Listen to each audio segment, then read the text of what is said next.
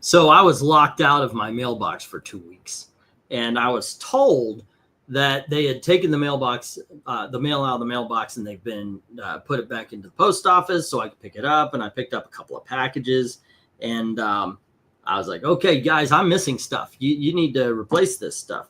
And they even went through a whole thing about me on how to get lost mail and everything. Well, today, find out that they changed the lock, but they gave the keys to somebody else. And they gave me the keys today, and I've got a bunch of packages. I just showed somebody's address. I've got a bunch of packages here that has been just sitting in the mailbox waiting for me to go get it, which is something because you would think other people would get packages they need to replace, but no, nothing. So this is an impromptu unboxing. I should be having a ranking right now for the scorings for our cover ranking. It'll still happen on Friday, but today I was like, you know what? I'm going to open these. And I thought, why don't I do it on screen here? These are auction comics. And I did invite everybody. Nobody's answered, but that's okay. I mean, it's daytime and it is last minute. I don't even think I'm going to have an audience live for this, to tell you the truth. Maybe at least not for 10 minutes anyway. I might be done by then. But I figured, what the heck? Let's actually open this on screen and see what's going on. Now, these comics, I already did an unboxing for this week's auction. I may save these for the following week because I have no faith in this place that I ordered from anymore. And I don't know if I'm going to get the books. On the other hand, I don't know. Maybe I'll throw them in and just hope for the best. You know, I do like money. And you can't make money without, I can't make money selling comics if I don't put them up. So there you go. All righty. First package.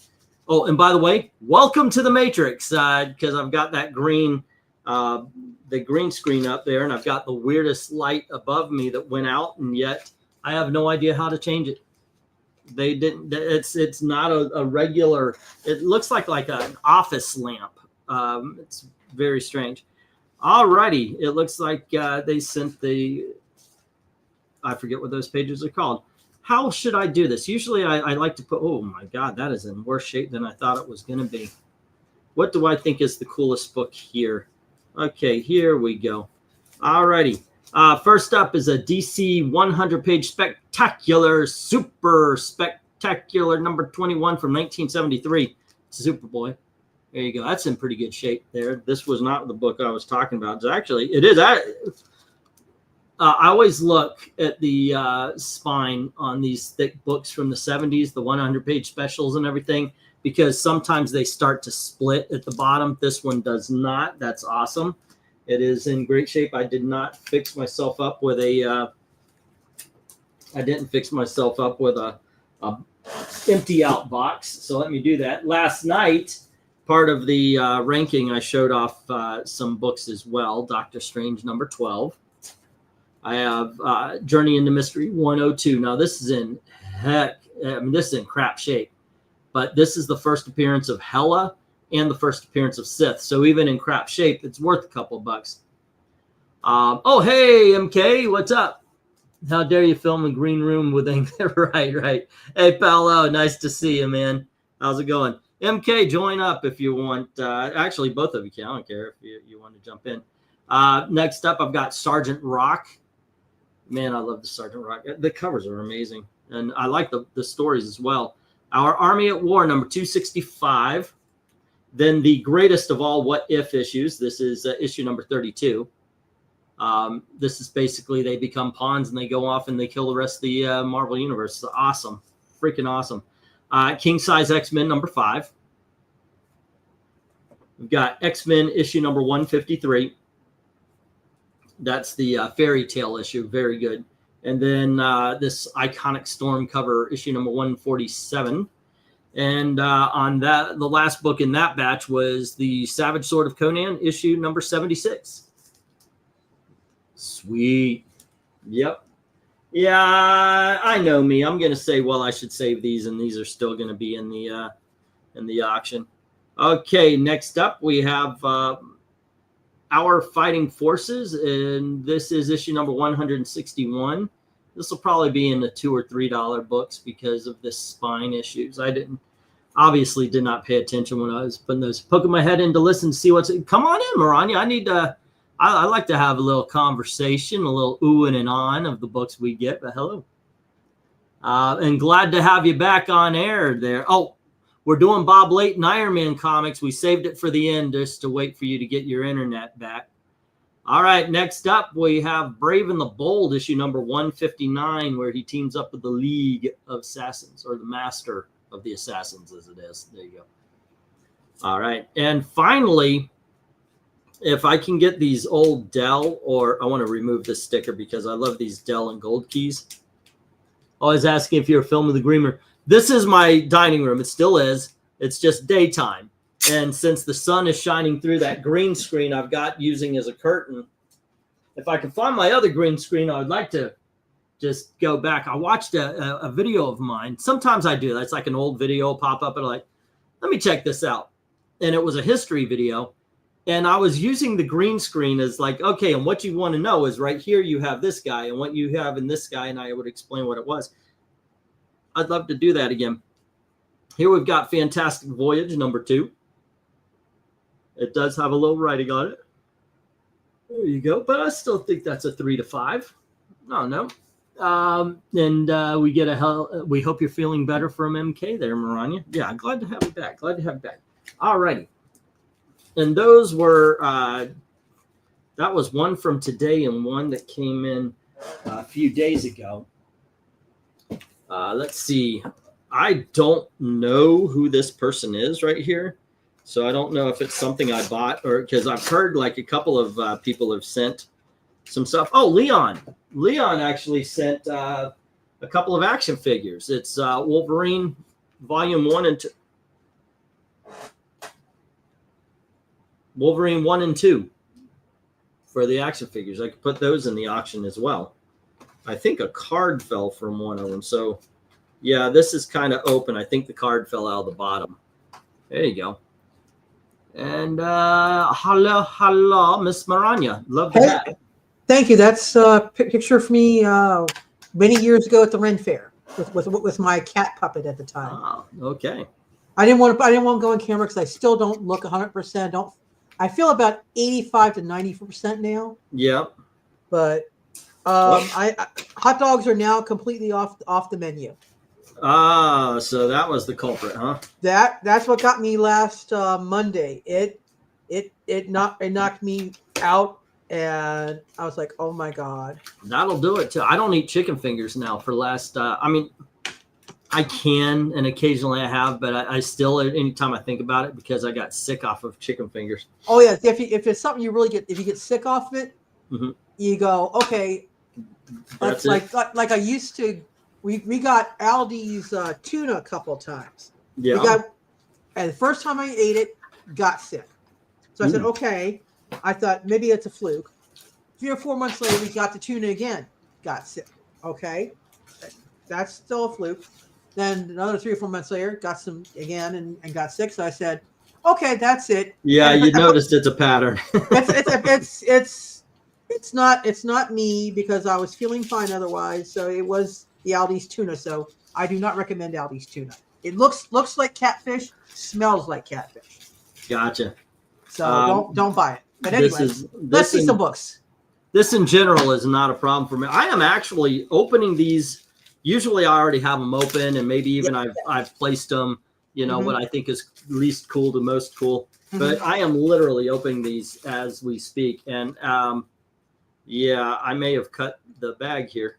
Uh-oh, not a good thing. Unnecessary. I appreciate it a little bit, but the extra tape is unnecessary, gang. All right, let's see. Not necessarily. If the cardboard's too sharp, it could cut through the bag and you lose the books. No, that's true. That's true. So you gotta keep them together. I was trying this guy out just to see if because there's people I've been buying from. They really don't deliver. Yeah, and not good. Well, I mean they do, but it's like a month later. I don't want my books. If I buy on Saturday, I want them next Saturday. That's how it used to come. And even if you're going to take 2 weeks, if you always take 2 weeks, eventually it's going to fix itself. So I'm getting comic books every week for the auction. Yeah. I'm fine with that. Just be consistent. I can't stand the inconsistency. Okay. Oh, okay. I think these are in just about the right order. We've got Vengeance of Vampirella, number 3 from the Heresy years. Oh my! I'm doing this not out of ego, just out of necessity. Okay, no. I was gonna say I'd rather you don't put me up there. There you go. Next up, Justice Society, number 1. That's a $10 book. That's oh, that's a nice. Is that a foil cover? No. It looks foil.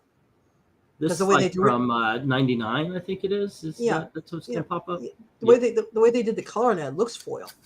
There's a very nice metallic look with the inks and stuff. Elvira's House of Mystery, issue number 2. Oh my! You can believe that I tried for issue number 1. I bet you did.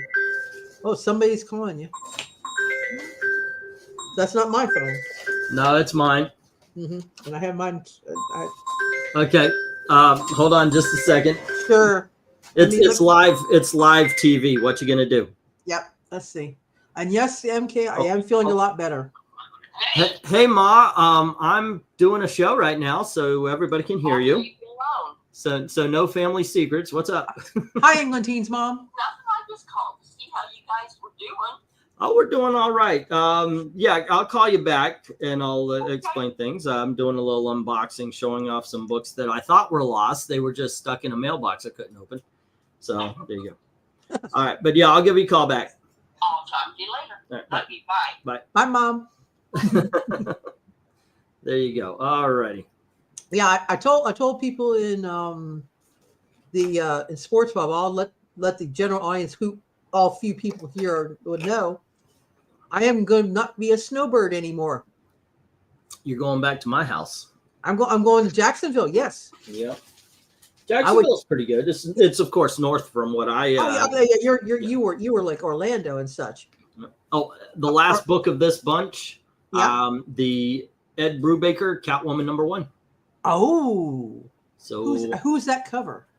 This is Darwin Cook. Oh, I thought it was, but that is very nice. Yeah, it's really cool, really cool. Alrighty, let me. And then I got 2 boxes here. Let's find out what's in these. Yeah, are you excited for the move? Oh, absolutely. It's kind of sad. My husband, what my husband's the most sad about is leaving his Ren Fair crew with the with the archery and stuff. Right. But that's about it, because we really don't have much to keep us here. He's gonna resign his job and end of June, thereabouts. We're gonna his sister's coming up, and we're gonna follow her down to her place, so we're gonna live with her. Yeah. And in Jacksonville. So yeah, I'm excited for the move. And she has aircon. The only thing I don't know if she has internet. I didn't ask her about that, but I'm pretty sure she does, because we got people there that use internet. So yeah. I'm sure they have internet. So yeah, I'm moving to Jacksonville, and yes, I guess I still get to tease you unless you move down here back here again about the winter. I get to tease V about the winter, and you get to tease me about the heat. Well, I got news for you in Florida. Now, I lived a little bit more south. I lived in Central Florida, but even in the wintertime, you're going to be hitting 80s and 85s and all that kind of stuff. But you know what? I didn't mind it when I was. Yeah, you're going to be a-okay after a while. Yeah, and plus you could get into air conditioning. We have aircon. We'll have aircon, and actually, it'll help my joints a lot, because this cold plays havoc with my joints. So I'll be glad to get a place where I don't hurt anymore. So my husband, his wrist has been bothering him after he broke it. So we have, let's see. I always like, I do still have it in me that I want to put what I think is the coolest at the bottom there. Yeah. So let me look through these. Oh, that's definitely the coolest here. Oh my. That is probably the least. I don't even know why the hell Is it For Bushman? Amazing Man is my thing. Oh yeah, I know. Amazing Man and Ambush Bug. Yeah. Ambush Bug. Yeah. Ooh, that one's in a little more rough shape than what I thought it was going to. I hate when that happens, man. Seriously, come on. All right. Boom. Let's see what we got here. And if it would be of interest to anybody, we have Marvel Triple Action. This is reprinting Avengers. It's issue number 41. Ooh. And Marvel Triple Action number 17. Now, even though the movie fell through, Kang is still a character. So I think that's why I grabbed this one. I think you want just to have it in the back pocket. Yeah, the price is right on it. Here's Marvel Tales number 73. I wasted. I will not make my money back on that one. Here's issue number 57. What the honest hell? Earth X 012X Sketchbook Special Edition Universe X 0. Okay, why do I get the Crazy People books? The ones that people write stuff on the back? Yeah. Well, remember that one that had the pages and pages of notes? Oh, they had all the post-it notes, yeah. Yeah. And, Marvel Premiere number 29 with the Liberty Legion. I think this may be the first appearance. I have to check that out to make sure. Iron Man number 154. Ooh, with the revamped unicorn. And then we have Marvel 2-in-1 issue number, or Marvel Team Up issue number 60 with the Wasp. Ooh. And then Peter Parker Spectacular Spider-Man number 39. Always grab them whenever I can. Yep. I was going to ask, can the weather affect your muscles? Yes, because this week my back has been hurt. Oh, yes. Yeah, that absolutely can. And with me, when it's raining, my knee clenches. Also when it's cold. Yeah. Hey, at least it's notes about comics. Imagine the guy's political manifesto. Right. Also, MK, if your muscles are hurting, eat a banana. No joke. Beowulf, the Dragon Slayer, issue number 1. Ooh. Who did that art on that? What company is that from? This is DC. Oh, see, I don't know all of DC. And then we have Savage She-Hulk number 4. Oh, I remember that era. I had number 1 back in the day when it came out. And this one's a little disappointing. Another book that I didn't look. I just saw the title, so I put up my $2 bid. Yeah. I might be able to get $2 back on it. Maybe, but I could see it's got a roll in it. But this is Hot Stuff, The Little Devil, issue 137. I could probably put $2 on it, but you see that it's got a roll. Yeah, I see the cover. Yeah, yeah. Actually, that may not be a normal cover roll. It might be a misprint. Yeah, I could see the pages at the top, which makes yeah.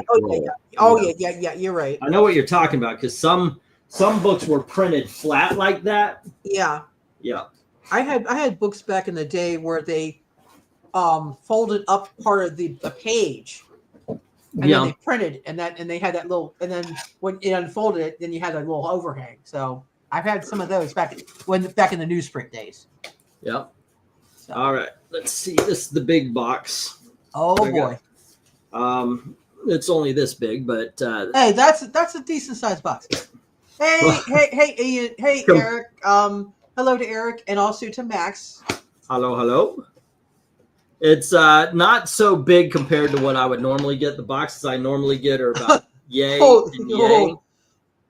and yay. We'll see. For me, that's a small art supply box. Eric, I'm doing a lot better. Thank you very much. This is the amount of books that should be in this box. That's a nice little yeah. Oh wow! Plus that. Oh yeah. It should be a good haul here. Should be. Hopefully everything's in it, and hopefully everything is at least in near the condition I thought it was when I was buying it. Yeah, I'm being healthy. I'm eating some apple. I'm trying not to eat the junk food no more. Speaking of junk food, after this, I'm making nachos. Oh. I have not been eating too poorly, and I've been losing weight. Gail has mentioned it many times. She goes, "Oh my gosh, you're getting smaller," which is not anything any man ever wants to hear. But, well, yeah, but well, but the problem is I've been losing weight, but I haven't been working out. So when she says that I've been losing weight, she'll grab my arm, and the thing is, I've always taken care of myself. Yeah, you do look a little thinner since I've seen you. But I used to, I would go to the YMCA. I would lift weights until I couldn't lift the weights anymore. And then I would go swimming until I couldn't swim anymore. Yeah. Meaning when I was 100% exhausted, that's when I stopped.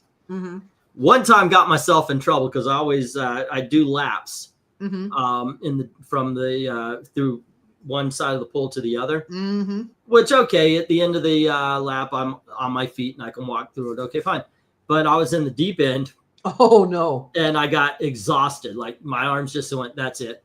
And I sunk. I was like, oh fuck. Okay, I can float. And I went, nah, I'm finishing this shit. So instead of trying to swim upward, I pushed myself downward so I could hit the thing and then launch myself up. Yeah, they go. Yeah. Then I went down and I launched myself up, and that's how I made it to the end of the pool. Woof. And that's a fucking workout right there. Oh yeah. So after that, I always hoped that once again I would like really peter out in the deep end so I could do that and work out that way. Because my thinking was, if you have it in you to lift one more set, then lift that one more set. Yeah. And I'm sure there's some sort of health guru that's going to tell me I'm doing it wrong, but that always happens. I don't give a fuck about that kind of stuff. I told somebody, I said, yeah, I'm going to go back on my diet. So today I'm really having everything I ever want. Well, why not just go on your diet today? Then you don't have the extra.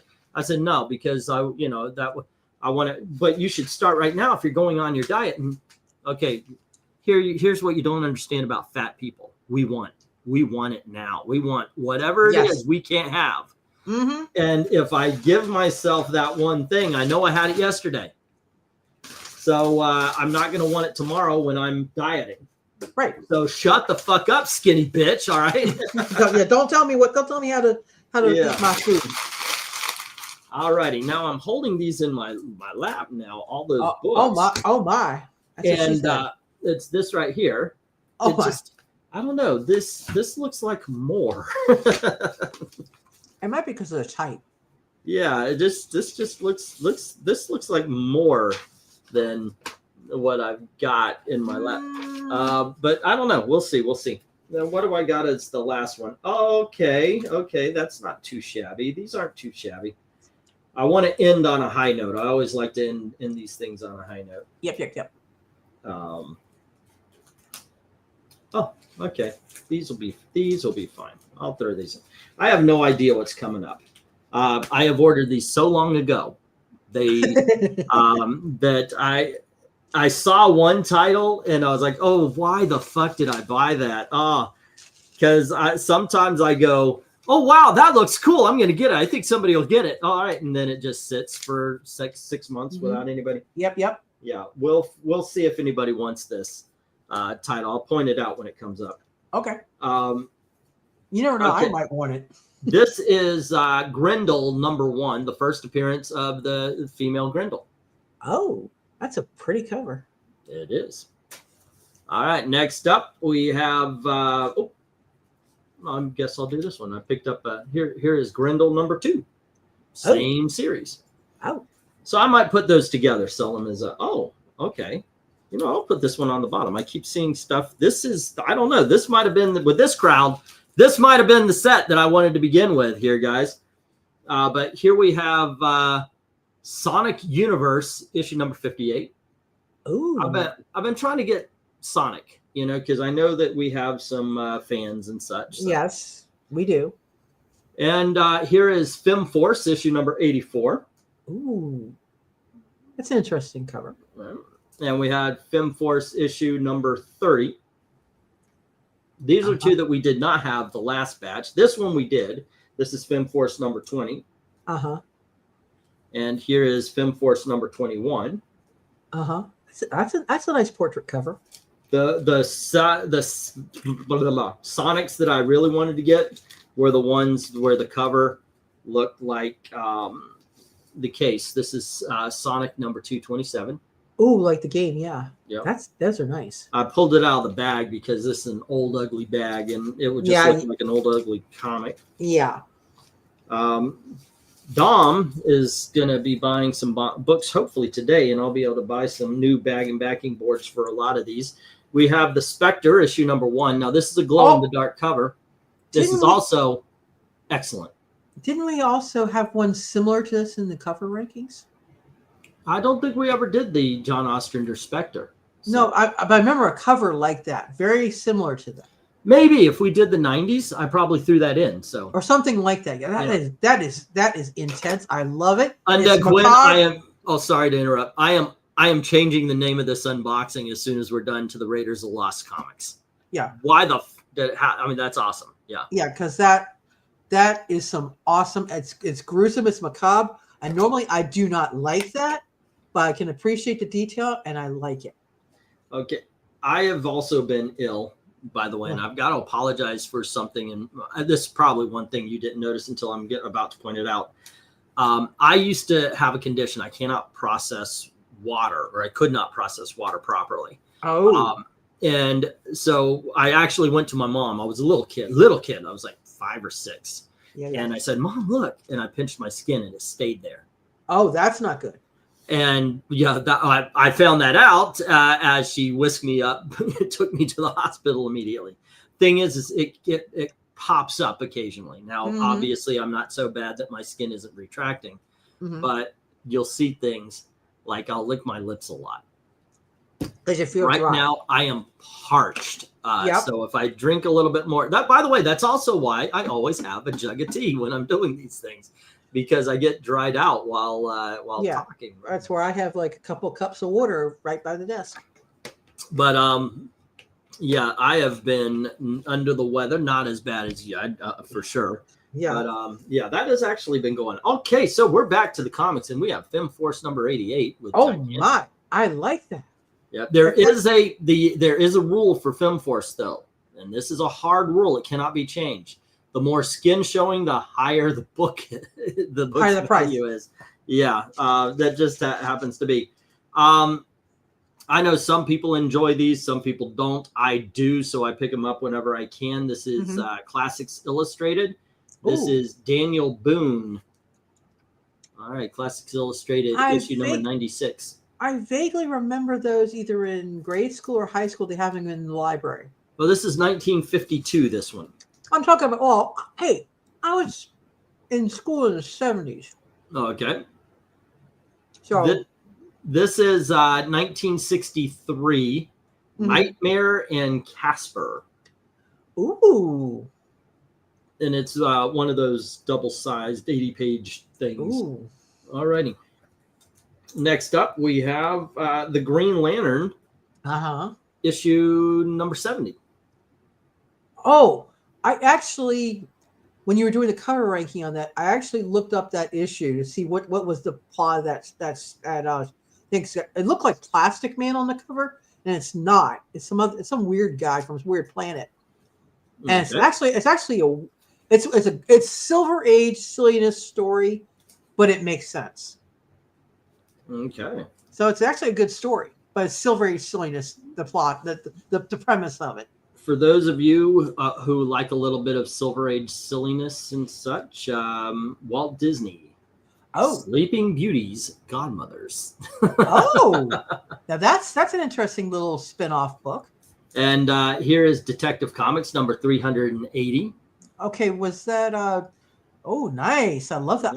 Is that Neil? That can't be Neil Adams. No, this is Kurt Swan. Oh, Kurt Swan. But I love the way that's done. No, not Kurt Swan. Carmine Infantino. Oh, Infantino, yeah. But in case you felt like you needed something a little more special, this has been autographed by Corey. So yeah. Okay. But that Fairy Godmother book, what was that, Dell or is that Gold Key? That's Dell. Okay, Dell. That's what I thought. Yeah. This is the book that I got because I thought it would be cool. I don't know if anybody's going to be interested in this. This is issue number 2 of Snakes on a Plane.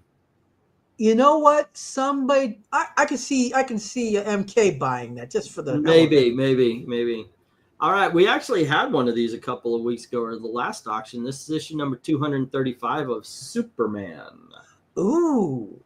All right, remember, I don't have these in Eric Boys. What the hell? They made a Snakes on the Plane comic? I didn't know that. They made comic books of pretty much anything you could imagine. So Snakes on a Plane is not out of the realm of possibility.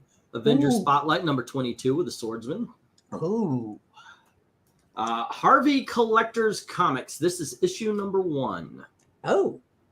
This is kind of like their version of Marvel Tales or Presidential superheroes. Yeah, because you can see this right here, this one. Yeah. That is Richie Rich number 1. So yeah, And this is issue number 2. I actually had a Richie Rich number 2 in auction. Nobody would buy it. It was not in the greatest condition. But and I put it up for $25. Nobody would pay $25 for it. And I was like, okay, $15. Nobody would pay $15. This is a Richie Rich number 2. Okay. Yeah. So I put it up for $10. Nobody would buy it. So I put it on eBay and I said, you know what? Fuck it. $40. Like that. I put it up and then I immediately saw a message. I mean, it may have been 3 to 5 minutes that I sold that book, and I went, I should have gone 90. It depends on the audience, because some people. Yeah, that was it, man. But Richie Rich number 2 would not. I would get it just because those books back in the day, if you have a number 2 from that era, that in any kind of condition, because they were kids' books, they got rolled up in the back pockets, the moms tossed them out. They got wrecked. So if you have one even a minor kind of shape, you're doing good, So yeah. Oh, wow. Okay. Anything that's a kid's book, or a girl's book, quote unquote, that classic girl's book. I'm gonna bring the more modern stuff. Like Millie the Model, or the romance Millie the Model is a book that I think has an audience, so I try to get as much as possible, and I sell them, so obviously it does have an audience of some or sort. like the romance comics, because it's like they were disposable.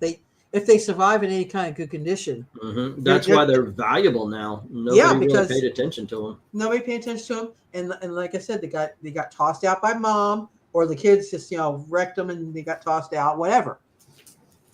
All right. From Innovation, by the way, very underrated company in the 1980s, or I guess this is 90s. This is Rocket Man, issue number 1. Oh, as in great series.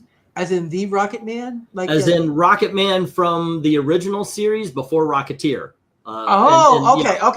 Okay. Now. If you go back in time, there is a movie serial based on.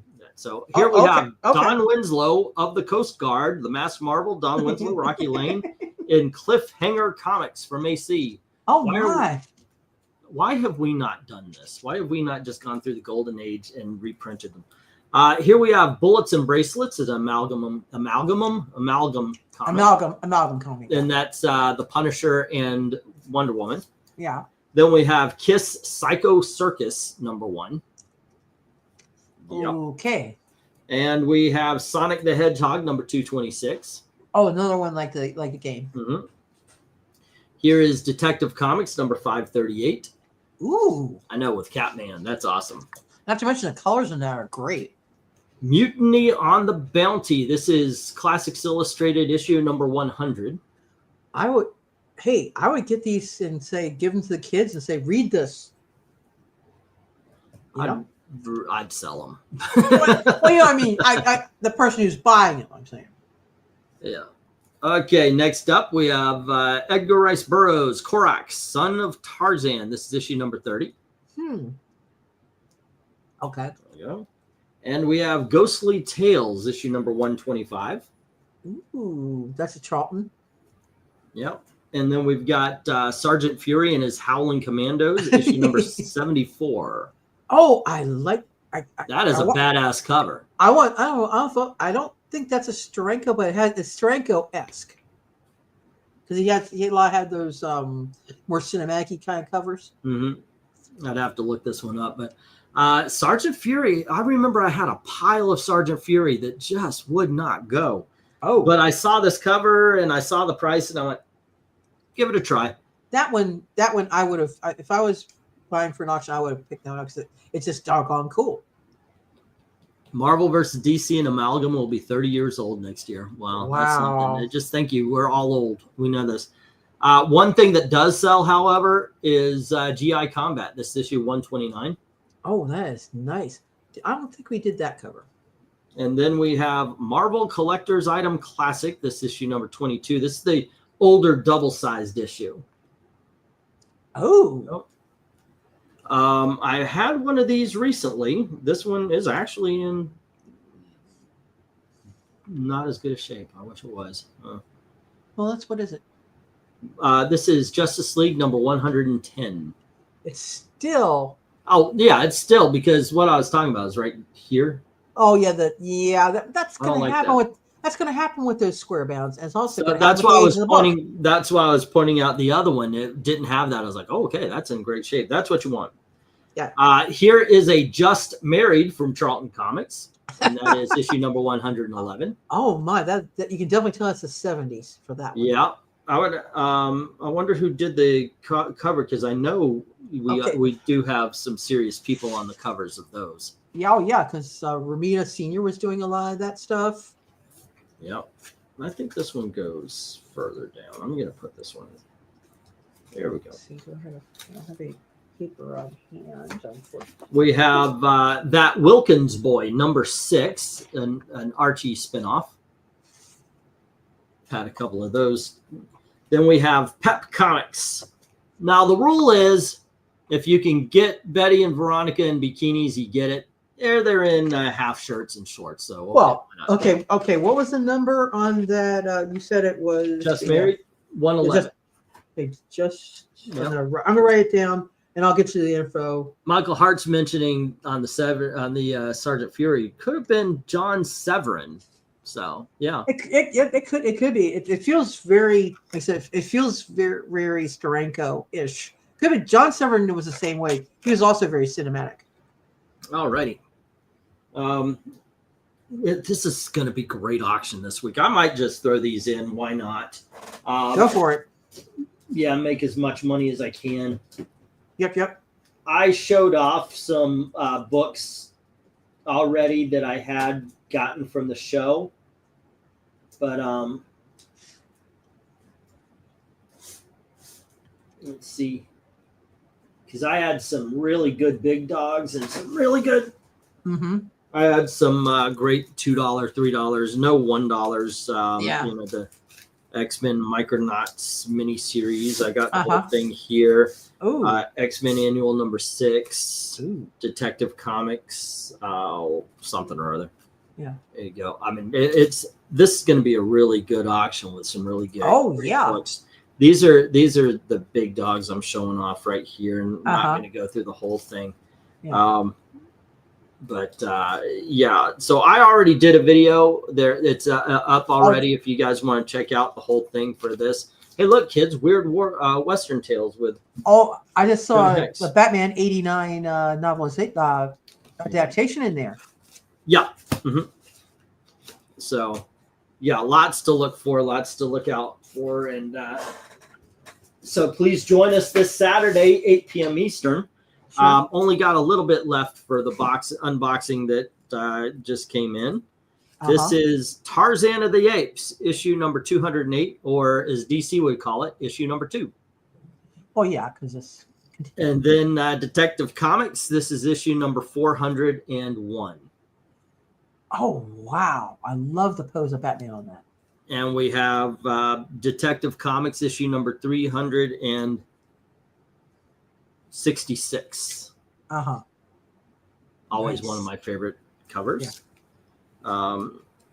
From the 1990s, 1993, we have Weird Science Fantasy number 4. This is the EC did a lot of reprints in the 90s, and that's one of them there. What do I put up next? Dang, man. This is a good copy, too. This is a really nice copy. It's Metal Men number 40. Oh. There you go. That's very nice. That's in great shape. Oh my gosh, this has to be next just because of the condition. I was just lucky on this. I got it at a price I could I said, yeah, I could probably put that at between $5 and $8 because it's a 1958 and it's one of those romance titles. It's A Date with Judy, but it is not in great shape. So I'll have to think about that, where it's going to go. And then it's like, okay, if I'm leaving on a high note, I guess I'll do this one next. The Uncanny X-Men number 136. Oh, we just did that reading on that one. Oh, okay. Oh, I'm sorry, 139. Oh, yeah, we just did that reading on that. And then we have Marvel Classic Comics. Now, Marvel Classic Comics was their version of Classics Illustrated. Oh yeah. And a lot of those were drawn that like they were drawn by Gil Kane, and the covers were done by Gil Kane. And most of them would end up in the $5 bin. One of them, one or two of them would end up as a big dog, and one of those big dogs is Dracula. Oh, wow. And that's their novelization of it. Wow, the actual Dracula. That had to be after the code was. Yeah. Because otherwise, screw it. Yep. After because before that you couldn't even mention vampires. And I guess I put this one all the way on the bottom because I kept moving them. So I guess this is what I think is the more special of the books over here, because we did our cover ranking recently, and this cover did very well. I actually, I'm trying to tear off the sticker here.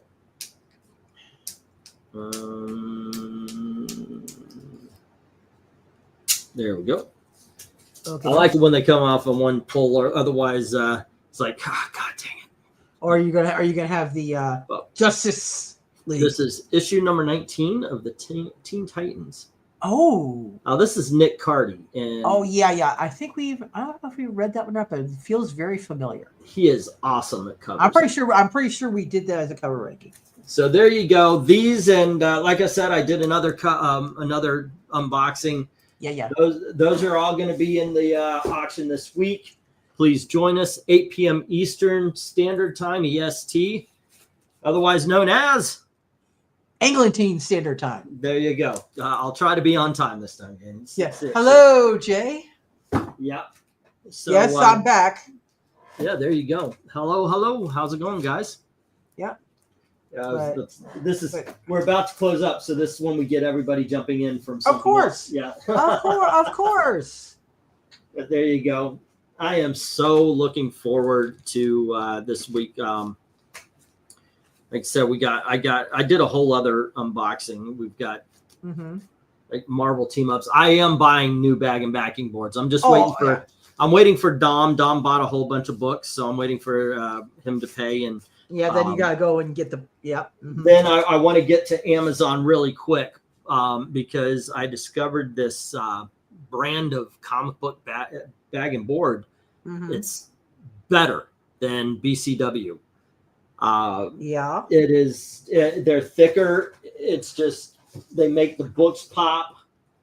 You know, these are more the $2. Actually, those Marvel team ups are $3 books. The $2 books are X-Men from the 80s, 90s. Oh yeah. Yeah. So I've got those coming up. I already showed these off, so I don't really want to go through all of them again. But I can at least walk through a little bit. You can just give a quick flip. Yeah, Incredible Hulk Annual number 11. I love that cover, man. That's a great cover. We're gonna have Eagle Comics from the 1980s, and I've got Judge Dredd number 2, 4, 5, and 6 from the old Judge Dredd. Oh, I'm sorry, and 7. Alrighty, that's a pretty good run on -1 and 3. For those who don't let the movies bother you, here is I've got a lot of Shang-Chi as well. By the way, this is 91, 92, 93, 94, 95, 96, 97, 99, 100, and 101. That's a pretty good run. Yeah, so they are in some sort of sequential order. You could get a good story of it and so forth. So, goodness gracious. What else? These are going to be $3 books and such. But I have Adventures in, the DCU. This is an animated, based on the animated. Yeah. How recent is that? That's this would be the 2000s, I think. Okay. Which animated? Because that doesn't look like. Oh, this says 99. Oh. Because that's right. Batman animated series was 92. Yeah. All right. Woof. Try to do this without spilling the ones in my lap. Oh, good luck. Yeah. Okay. TV Casper. Oh, I remember. Actually, most people say they don't remember. Jughead. Yeah. Most people say they don't remember the Harvey animators. I do remember A lot of, yeah, we were talking about that, how Harvey has let itself go. Somebody should have bought and started doing things with it. Should have for the kids. A lot of DC Comics Presents. Oh, those are always good. Now, this I thought was special, but in all honesty, this character does not sell for me. Huh.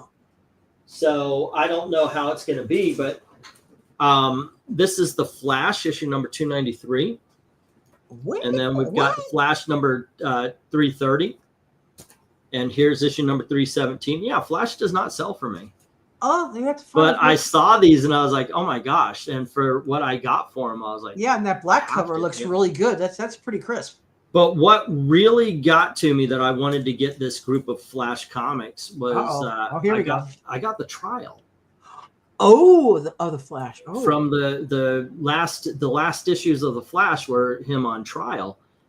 You know, we got three. That was 341, 340. We got 344, 345, 346, 347. This is a fucking awesome story right here, kids. Oh yeah. It really is. Hey there, Dark Admiral. 349. I truly recommend these Flash books. Oh, yeah. Normally, like I said, for some reason, Flash doesn't sell for me usually. It depends. Who was writing it in that era? Do you know? The writing, I don't quite know. Yeah, because they don't also tell you on the cover either. You have to open it, actually open it and find out. Yeah, back in the day, that's the way it was. That's the way I actually prefer it that way. Oh, Dark Admiral saying driving, so just listen along. All righty. Well, hello. I'll just catch it on the replay and look at all the pretty covers. All right. And if you want more for these books, there's a video out already that'll be more, what's the word I'm trying to look for? Detailed. Yeah. Is decent enough word for it. Okay. Avengers 201. Avengers 206. Avengers 20. Hey! We have a Dominic. Hey, Dominic. Hey, morning, everyone. I'm doing well. Just getting myself ready to hit the gym while also taking part in the unboxing. Okay. Well, the funny thing is, Dom took part on the unboxing that I'm showing. Yeah, I was going over the older books that I was showing off. That I haven't seen. Yeah. I did show off the other stuff already, but got some good stuff here, Dom. Oh, nice. What'd you find? This is the older stuff. I reach in to find. Oh, I didn't show this off. You got Bionic Woman #1. Oh, Charlton. Wow. I think that's awesome, by the way. That is freaking awesome. I would love something like that. And we got some House of Mysteries. Here we go. The first appearance of Starhawk. Oh. Yeah, I didn't show those off, but those are from the older run. I'm trying to find stuff that maybe Mr. Dom has not seen yet. Well, I know I haven't. Yeah, okay. The DC 100 was in this last one. The Fantastic Voyage #2. Oh, nice. Brave and the Bold with him teaming up with Ra's al Ghul. Fighting Forces, starring the Losers. X-Men 149, 153. X-Men annual number 5. What If issue number 32. We got Sergeant Rock, Our Army at War #265. The very first appearance of Hela and Sif. It's not in the greatest of conditions, but okay. Hey, it's history. Yep. I mean, for a Journey to Mystery, that older book, if you expect it to be in pristine condition, good luck. Doctor Strange, yeah, I can't afford it. Doctor Strange #12. I think we actually did that as a cover ranking. I remember that cover. Oh, we did that one, yeah. Ed Brubaker's #1. I showed that off. Vengeance of Vampirella 3, JSA 1, Elvira's House of Mystery #2. So yeah, those were kind of the stuff that I done. I'm going I'm going quickly through the other stuff just to show people who may not have seen the other video. I'm go at light, but that's me, says Jay. Because Dark Admiral was stopped at the light. He was commenting. Brave and the Bold, 149 with the Teen Titans. Ooh, I think Detective Comics, 461. Okay, so Brave and the Bold, 149. Yep. And then Avengers, number 207. Because I'm not sure if we read that one or not. It's 208. familiar.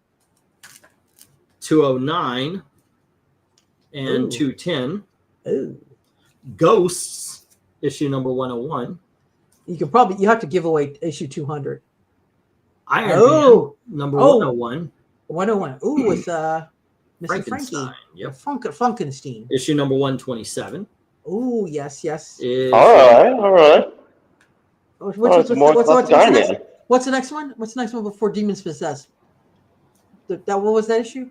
That was issue 127, and then 128 is the one you're talking about. Yeah. 129, 130. Oh yeah, 132. Yeah. Oh yes, I remember that series. That's 134. 135.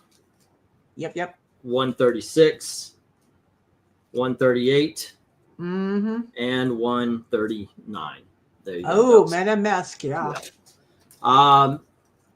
Let's see. Nope. I'm looking for comments as we go. Yeah, I didn't say anything new. No. Yep. And I was saying, Dom, and no pressure, but I need to get backing boards. I said, yep, Dom, when he comes in, first thing I'm going to do is that and pay for my internet because I don't want to lose that. That actually they shut my internet off on auction day. So I was like, okay, yeah, that's a bill definitely getting paid. Yep. That's not good. That's not a good thing. Because I am definitely a paycheck to paycheck person. Oh, hey, I hear you, dude. And, I hear you. Yeah. Oh my gosh. Did any of you try to pick up a big bunch of comics with your fingers?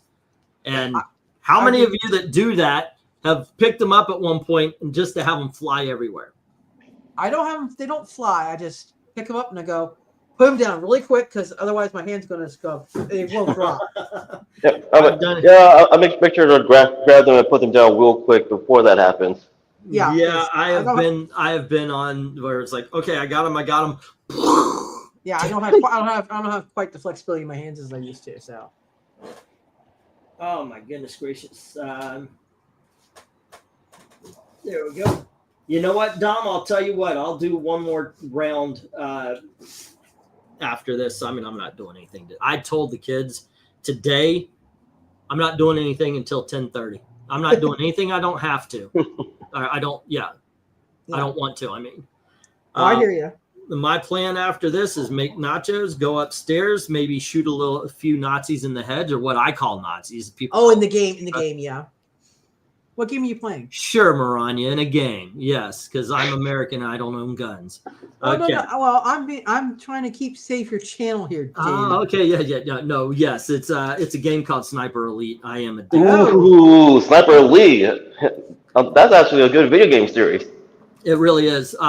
Recently, I've been trying to play it where I don't use the guns, where I just go around, and you sneak up on people. Oh, more stealth attacks. Okay. Yeah, but one thing that gets me is you get more points for leaving people alive. I'm like, they're Nazis. Yeah. Why? Exactly. Unless you can use them for information. Oh. Johnny Quest, kids. We've got. What era is that? This is the 1980s. This is Comico.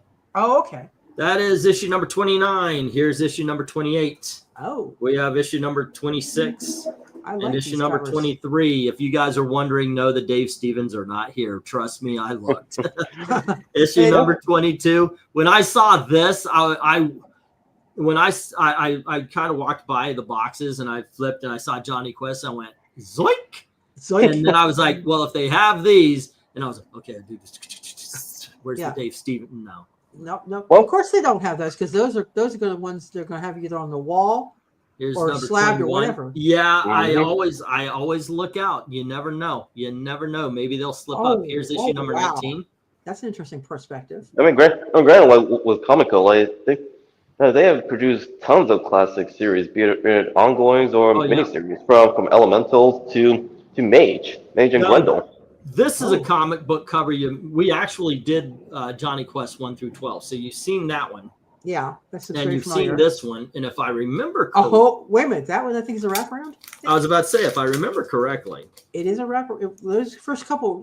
Oh yes, I It is a remember this. wrap, yeah. We had to actually show the wraparound because yeah, I had to go and find the cover for the wraparound thing. yeah, because it looks That's great. neat. Because it even looks good as the half of the cover. Yeah, the front cover looks great, and then when it just And the back adds cover to look it, the back yeah. cover the back cover looks great too. I When you remember put them together, bam. I remember number 6 got a little. I love this cover, but some people were disturbed by the crazy eyes. Yeah, the crazy eyes kind of went. Yeah. I don't know about that, but I don't see why you need more. Just saying. but that one's like another wraparound, I believe. Yeah, this one's another wraparound. Show me a bad Comico Johnny Quest cover. Good luck, says Jay Lucian. I know, right? I love that. I would. That should have been if they did variant covers. That they could have just had that one and then do the Race Bannon one as a cover. Yep. Mm-hmm. Yeah, that is true. Both of them are two Complete good covers put together to do a wraparound. Yeah. And I also have number 2. All right. Uh-huh. Next It up, was like back then. That like the wraparound covers weren't so excessive. Like once we started entering the 90s. Ooh, Uncle Scrooge. this is Uncle Scrooge. Hey, nice. Disneyland. Now, That's a square bound. What? And yeah, what, this is square bound. By the way, coming in July. So this is 19. At first, I thought, okay, it was 90s, but no. If it's coming in July, this is. Yeah, it is. It's 1985 because it says Black Cauldron coming soon. Oh, so yes. there you go. Think about this, kids, and we don't even think of these as old. No, this I don't. is 40 I don't years either. ago. I was like 20 when that came out. Maybe. I was 15. This is 40 years ago. And we Yeah. don't think about 80s comic books as old comics. I Think about don't. that. I don't. I don't either. You have Even though I people wasn't born saying- in the 80s. You have people saying that 90s is modern comics. It's 30 fucking years ago. It's No, time no, to, no. No. Yeah. No. Well, All right, maybe we for got them it is. Thor 294, and we've got Thor 295, Ooh. and we have Thor number 296, and we have 298, Oh. and we All right. have 299. Uh-uh. Oh, let's go back to 293 because we skipped that one. And of course, we've got issue number 300, Wow. There you go. and then All we have right. 301. Oh, that's a nice And little we're run going to there. go back a little bit again to 292. Ooh. And then we have annual number 9 and annual number 10. Now, once again, these are all going to be in the auction this week, as well as the ones I showed from earlier. I'm just going to make an auction out of this here. Mhm. Great cover, Action Comics 446. And then we have Action Comics 422. Mhm. Next up, we have Superman, issue number 315 Ooh, I love that logo. and 342. Yep, that is such a great logo. Issue number 300. The trade dress is so good. Issue number 347. Mm-hmm. Issue number 385. This was a reject for the Lex Luthor covers because Lex Luthor is. It's hardly there. Yep. It's more of a Superman coat. 368. Wait, we'll put that. By the back way, up tonight we're doing John Buscema Conan covers. Put that you said back up again. I want to see that for a second. Oh wow, it looks like his emblem is split. What the heck? Let's just say, it looks, yeah, the emblem is the chest emblem in the mirror. Yeah, that's kind of, and it's also not. If it was supposed to be really mirrored, it would be flipped the other way. The answers would be the other way. 270. So that's kind of weird. I do have one issue of Johnny Quest with a Dave Stevens cover, says Michael Hart. I got lucky. And now, granted, what I pay for the book, I do have to look them up, and I like to get a fair price. Yeah. But so I found the Dave Stevens with what's her name in the alleyway. It's a $20 book. Oh, the one with the veil lady. Yeah. Yeah, I got lucky and found it for 50 cents. How good a shape was it in? I was in very good shape. Oh, nice. It was just the guy didn't know what he had. Oh, But and they're not that's the gonna tell same. him. That's the same with this Island Brandon. I bought it from the same guy. He didn't know what he had. I didn't know what I had. Remember, I had it for $3. If somebody had put $3 on the lot, I would have sold it, not even thought about it. But instead, I was like, I don't see a number, and I looked it up before I, went ahead with the $3 lot and found out I have a $2,000, $3,000, maybe even $6,000 book. Oh, the one that was the for the Bar Mitzvah. Yep. This is Superman 290. And I'm hoping these sell. I really am. I hope there's some Alex Ross fans out there. This is the Mole Man, the timeless covers. Here's the Mole Man. Oh, that's the one he did, and he did this huge mural, and then he chopped it up in covers. Now the problem is, it has to go to Alex Ross fans. I know with my group anyway. I don't know if anybody's watching and you're like, oh, what's this guy all about? I know with the group that usually watches and usually goes to the auctions, modern day comics don't do it. See, this is Hulk number 13, but it's the leader, it's the timeless covers. Or we have Wolverine number 32 with a rhinoceros. I don't get this. Why don't you have Lady Deathstrike or something? Or Wolverine, or even Wolverine.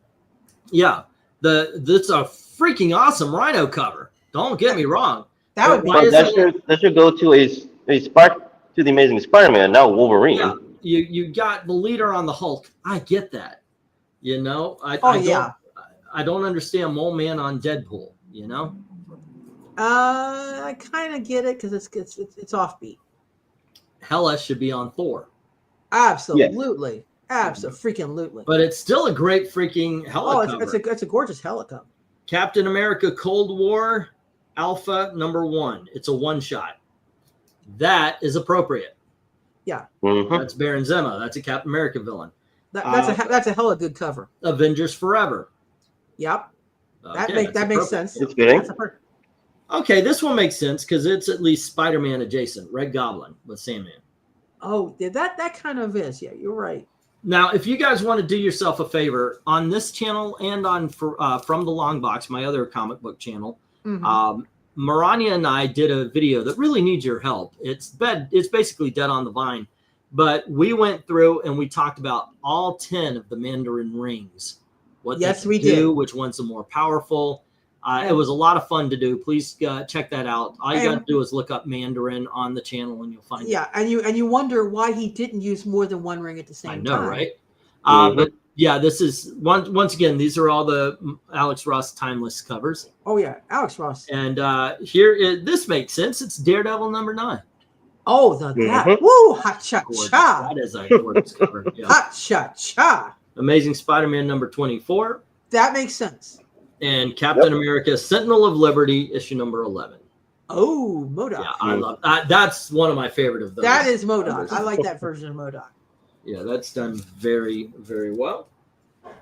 And that, ladies and gentlemen, is that. If you've been here since the beginning, you've seen all of the covers. Oh no, there's one more group.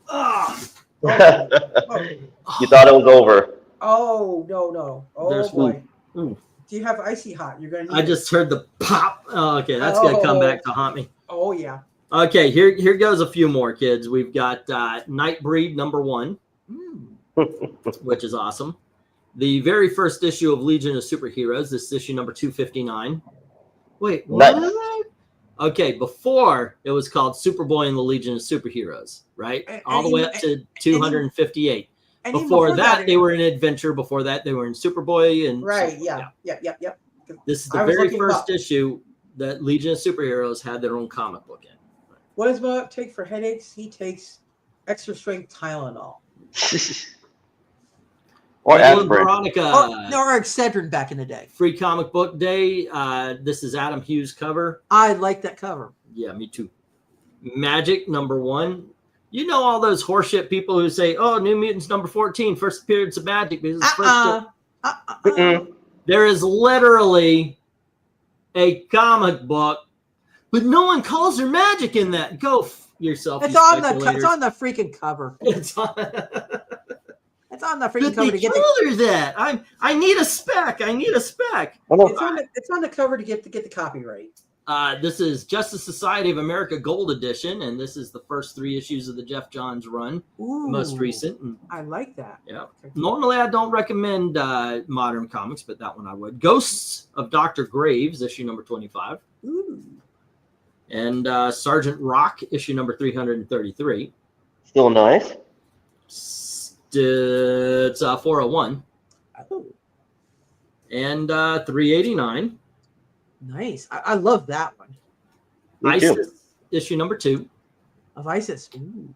King Size Annual 5 of X-Men. Ow. 3. I was like, wait a second, the other one was 5. Airboy, issue number 1. Ooh. Nice. Billy the Kid, issue number 99. Oh wow. Does that Charlton? Yep, 104. Mm-hmm. And 108. Okay. All New Fighting Marines present War, issue number 122.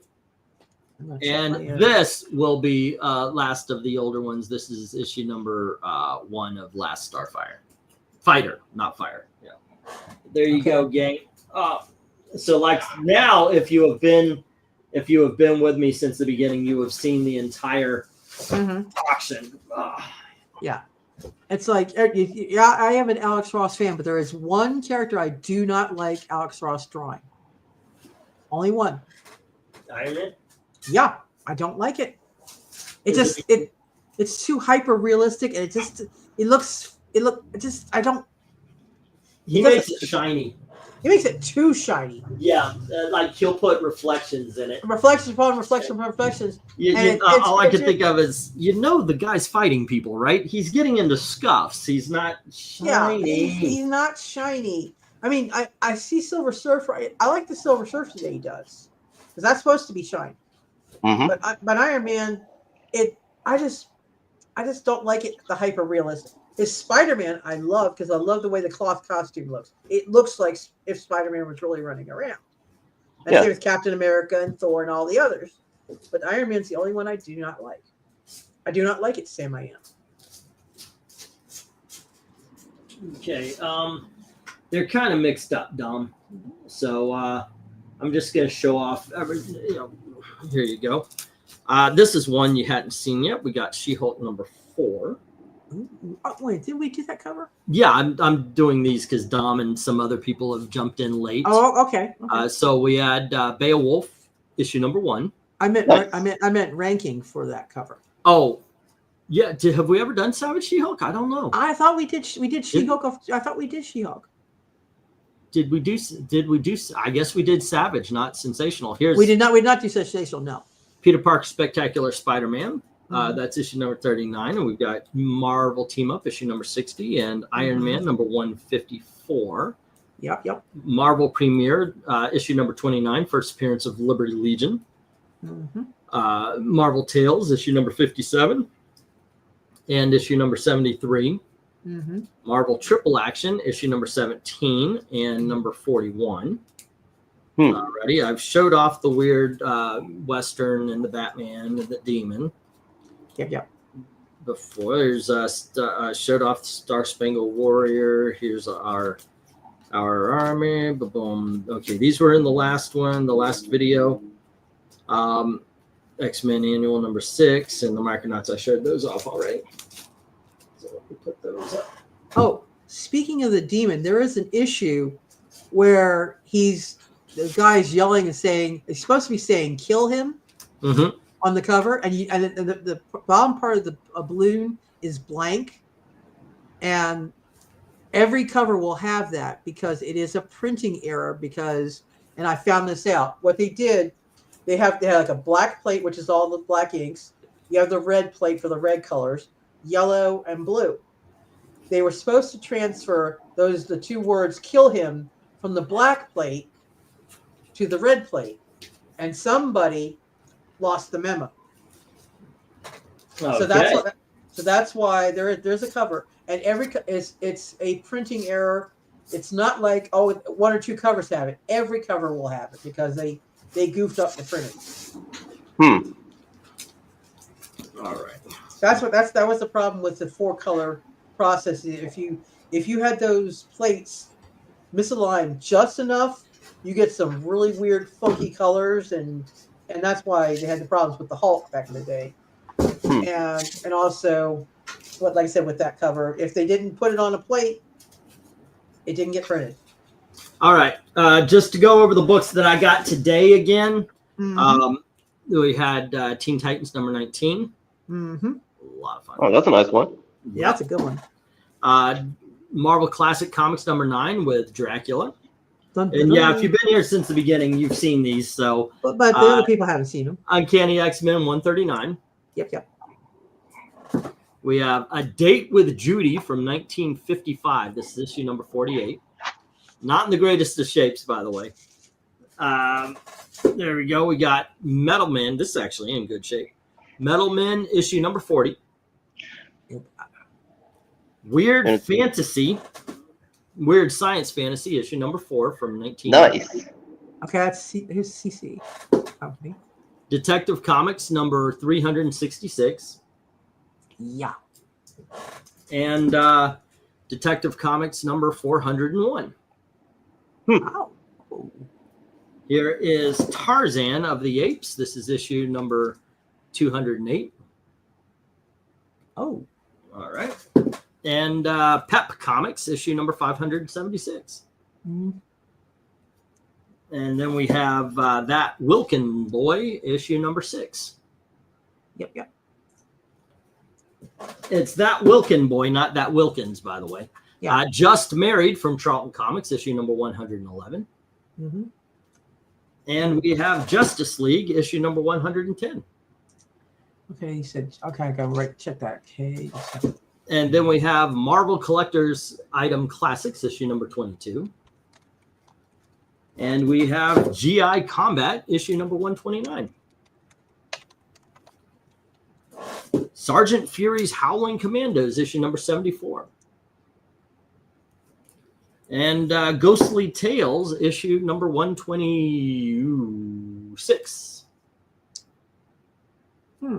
We have Edgar Rice Burroughs' Korak, Son of Tarzan, issue number 30. Okay, according to what I'm finding on Comic Book Realm, that Just Married, the cover artist is Jorge Padilla Romero. Say again? Jorge Padilla Romero. Okay. Yeah, they have a lot of, because a lot of the Charltons didn't have like all the name artists. I'm going to check it on another site just to be on safe, because I don't know if I trust that. Classics Illustrated, issue number 100, Mutiny on the Bounty. Oh, no. Okay. Oh, wait a minute. See, Just Married. Let's see. Detective Comics, issue number 538. Sonic the Hedgehog, issue number 226. Nice. I knew you would say that. Oh, it is Jorge Padilla Romero. Good to know. Right. I mean, come on. It's from the Archie days. You can't go wrong with the Archie Sonic the Hedgehog. Oh, no, you can't at all. Kiss They're great. Psycho Circus, issue number 1. Nice. Yeah. We've got Bullets and Bracelets from Amalgam with Wonder Woman All right. and Punisher. Yeah. We've got Cliffhanger Comics that reprints Golden Age books. Ah. That's awesome. From Innovation, we have Rocket Man, issue number 1. Awesome. Harvey Collector's Comics, issue number 1. We have Avengers Spotlight, issue number 22. We have Superman, issue number 256. I think that's what it says. Sorry. And Snakes on a Plane, issue number 2. That was Nice. so good to me. We have Detective Comics, issue number 380. We have Walt Disney's Sleeping Beauty's Fairy Godmothers. If you don't sell that the Snakes on a Plane, Yep. what you ought to do is, remember those 3-packs you were doing? Yep. Put that as the middle of the book. That would be pretty cool. Here is That's not a bad idea. Here is were you trying to sell this for $75? Really? Okay. Number 70 of Green Lantern. Yeah, that is, like I said, it's a very silly story premise, but it's well written and it has a nice satisfying ending. Nightmare, the Galloping Ghost, and Casper. Oh, Issue, by the way, issue number 1. Oh, that's pretty neat. Yeah, but like I said, as time went on, like people actually started to appreciate it as well as liking the Silver Age of comics instead of constantly deriding it. Yeah. Yeah. All right. Issue number 96 of Classic Illustrated. This is Daniel Boone. Nice. And finally, we have FemForce number 88. And now you've seen everything. Everybody should have seen everything at this point. Okay, put that Daniel Boone up again. I want to see something. Daniel Boone was a man. He was a big man. I ain't finishing that song because I want to keep my channel. Thank you. The one I learned it too. Yeah, it was pretty bad. I was trying to see if they did the Fess Parker version, but they did a sort of take off on him, but not quite. Disney would have the Fess Parker. I had a couple definitely of his issues, and it was hard to sell them. Yeah. I was trying to see if they did a takeoff on Fess Parker for the likeness. They can't. He looks more like Gregory Peck as Daniel Boone. Okay. So there you go. What do you think, kids? Did you see something that you liked? See something that makes you go, I want to get that. There was a few that if I had the disposable income, which unfortunately I don't, like the Bionic Woman, a few like the classic comics, I would go for those. I would actually go for a few of that guy that because he's red and gold and he's kind of cool. Yeah. For some of those too. But there's a few, maybe a few Batmans. I don't know. Old Batman, I would actually give a try. They're fun. They are fun. Yeah, they're good. They really are. I'd be heading towards the Thors if I weren't selling them. Well, I'm not. The big dogs, Bionic Woman would be awesome. Yeah. Also, the war books. Yeah. Oh, and cannot forget. This fell out of this package, but Leon sent me some action figures to sell, and so we have volume 1 and volume 2 of Wolverine. Wow. All right. There you mint go. On card. Nice. Not mint. I mean, literally, the card fell out of the bottom of this one, but okay. Well, it's still mint on card. I looked it up. These are $40 action figures. It depends on the movie. Gregory Peck is great in war movies, but for movies in general, I prefer me some Cary Grant. I would go Cary Grant every day. I do like Peck, but in all honesty, Cary Grant just has more movies plus that I like, and he's in 4 or 5 Alfred Hitchcock films. Yeah, I think 4. No, maybe 3. Suspicion, Notorious. Mm-hmm. Yeah, I think just the 3. Suspicion, Notorious, and of course North by Northwest. Yeah. Philadelphia Story. Yeah. Arsenic and Old Lace is a fantastic film. So yeah. Here's one I don't hear too many people talk about this one, but I was a male war bride. You were? But yeah, that was a good movie too. That and Father Goose are 2 of my favorite. Oh, I love Father Goose. Yeah, that is. Are you still doing the Storm Nun? Absolutely, yeah. So that is going to be the very first episode after Henry Month. I do have to do these in order. So like if somebody bought a video right now, it would go right after Storm. They do get priority over all the other ones. Like I've got stuff planned after that. We're going to look at video game covers. We're going to look at the second half of Comic Cavalcade. We've got a lot of stuff coming up, but if somebody buys a video, they get priority. It goes into the front of the line, but not literally the front of the line. It goes, because I have to make sure Henry paid first. So I get his videos, and then it'll be, was it you, Stug? I'll do the Storm cover, and then whomever buys a video. That MK is asking about the price for that. $5. That's for the month? No. $5 a video. $5 Henry paid $80 and then gave me a month's worth of suggestions. So yeah, that is something. And I told him, I said, well, if you if you say do Defenders covers, more than likely what I'm going to do is 1 through 12. You know, if you have a specific that you want to do, we're going to go forward. If you want us to do 1 through 12, it's up to you.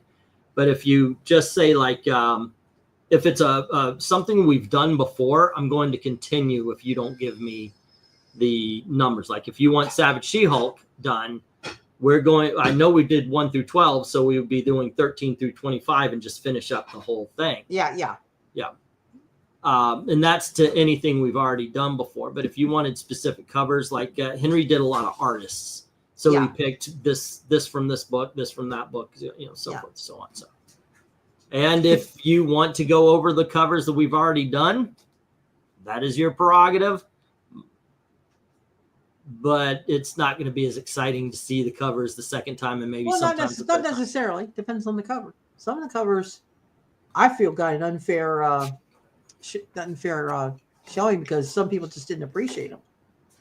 Oh, last night's Iron Fist #8. I was surprised. I mean, it made a 10. It got a 10, but it didn't. It was a hard 10. When it came down to picking from the 10s, that was one of the worst. So I was like, wow, okay. Yeah. But there you go. How Henry set the record at buying for a whole month. Yeah. He paid $80 and he gave all the suggestions, and I went out looking. A couple of times he there was one time where he picked a book that didn't have the artist, so I think I added one in. I know yesterday he accidentally picked 13. I don't care. I'll put in 13 instead of 12. I don't. Yeah. What's it off my, you know? You must know a different version of Daniel Boone theme. There was nothing untoward about it. Yes, there are certain. Oh yeah, well, yeah. He had the TV show, so of course. Yeah, but you had in that all one. honesty, that was the one, and you know.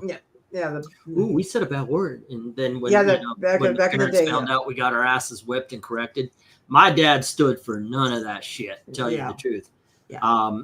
He was a lieutenant in Vietnam, and a lot of the men that he led were black. And so he would not allow me and Jack to get involved because you know, we lived in the South, and we lived around a lot of people who were not kind, you know, but he would not allow us to get involved in that kind of stuff. Oh no. At all. And watching, I kind of grew up like that, but watching from the outside, I started seeing a little bit. I'm like, well, why would you think of yourself as this, you know? And I've got a weird take on race. Like if somebody says the word and a black person gets upset, I've said this before. I want black people to stop acting like children whenever they hear the word. I think you're making yourself weak because you're letting the dumbest of us get under your skin. That's the way I've seen it. You know, if some dumb hillbilly or just some college kid or whatever says it and you lose the shit to the point where you're going to jail for assault, that's on you, brother. I'm sorry. The ignorant person who decided to be racist, no, that's on you, man. It doesn't matter. You know, people say things, people are going to call you names, and no matter what kind of historical connotation or anything, it's a name. It's a word. It's a word. Yeah. There's and one thing that also sealed my fate on on how I look at race is a play called Hair. Oh yeah. In it, there is a black man who follows the group. Oh goodness gracious, he played the bad guy in the Phantom. Was the main character, Treat Williams, and he follows in that same group. And some cops are chasing him, and they call him the N-word. And he turns around and he says, "I'm up," and he goes, "Colored spade." That's about all I can get through. Yeah, because the rest of them, he just lays out all every single. Yeah. Actually, I think only the N-word is the one I would get nailed for, but he just goes through it, and he goes through all of them. And at the end, he goes, "And the President of the United States of Love," and it was all about no matter what you call me, I'm black. Every bad word you think you're saying all means black. and because I'm proud to be black, you can't hurt me. Yeah. And that's how I see it. That's how and I think that's why Snowball, FA, Wonder Bread, white, whatever word somebody's come up for white people never sticks. Because for the last 55 years, all I've heard was, if you're white, work hard, you can do it.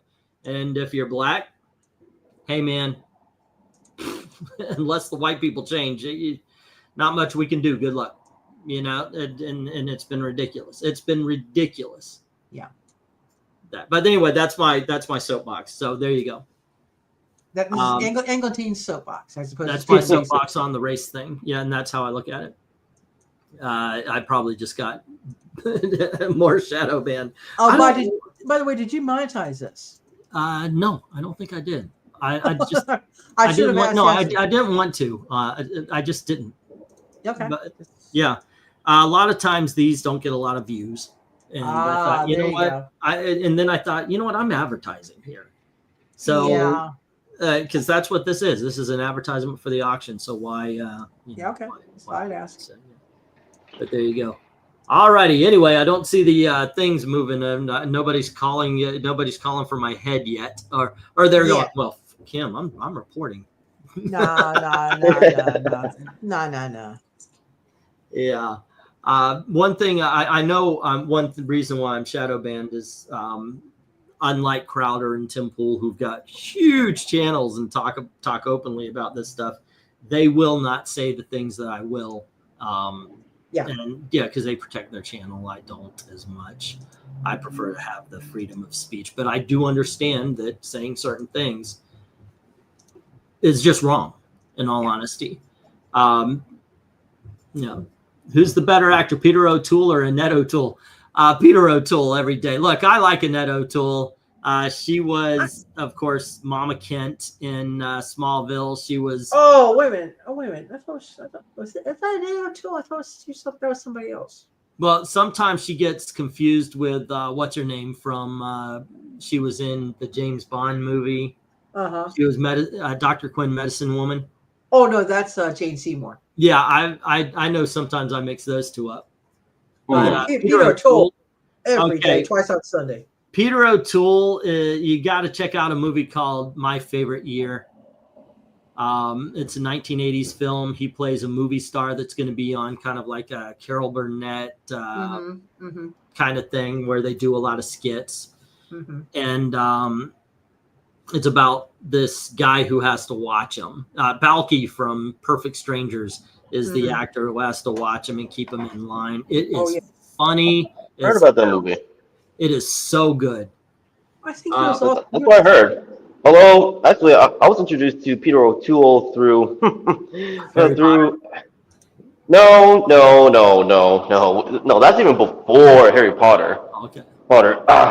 I should not be blanking on the movie. It was with him and John Goodman. Oh yeah, the King Ralph.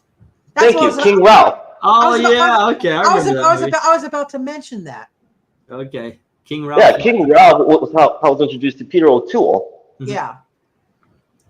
Yeah, but I highly recommend My Favorite Year. The great line. He accidentally walks into the ladies' room, and there's the bailiff from Night Court is a character in there. Goes, excuse me, this is for ladies only, and he goes, so is this, Mum, but occasionally I have to run a little water through it. What was that? You just wrote about it. Yeah. Lawrence Arabia is his best. It's a great movie. That is I agree. Fantastic film. Yeah. Not as easy to watch as but because it's like a 3.5 hours? 3.5 hours. Film. Yeah, it's not for the faint of heart. No.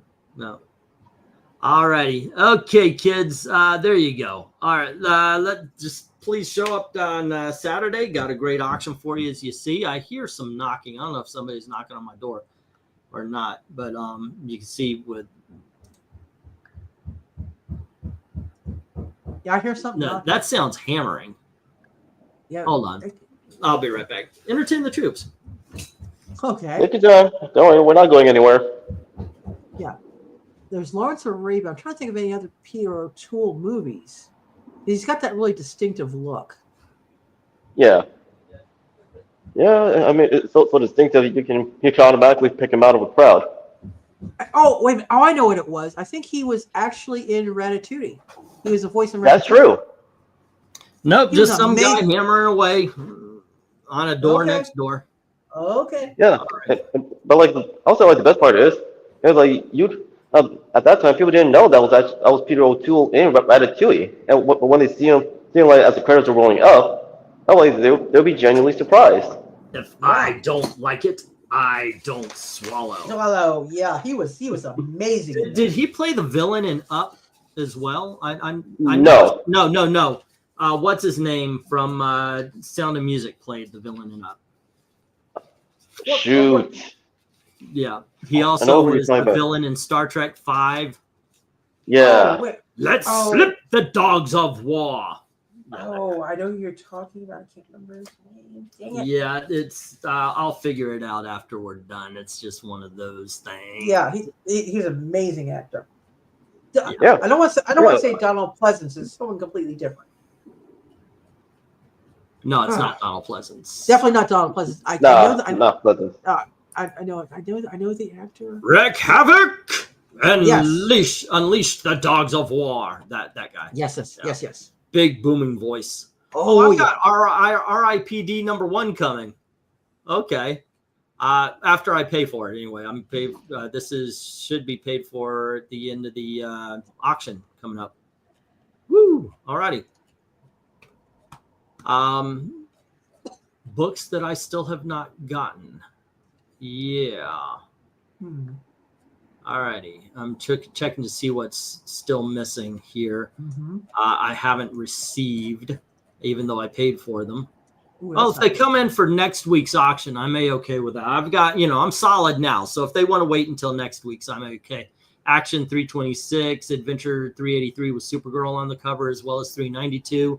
I try to get Supergirl as much as possible. Adventures in the DC Universe #1, All-Star Comics #72, Amazon from Amalgam, Batman 306. That's the tarantula. He's in the boat.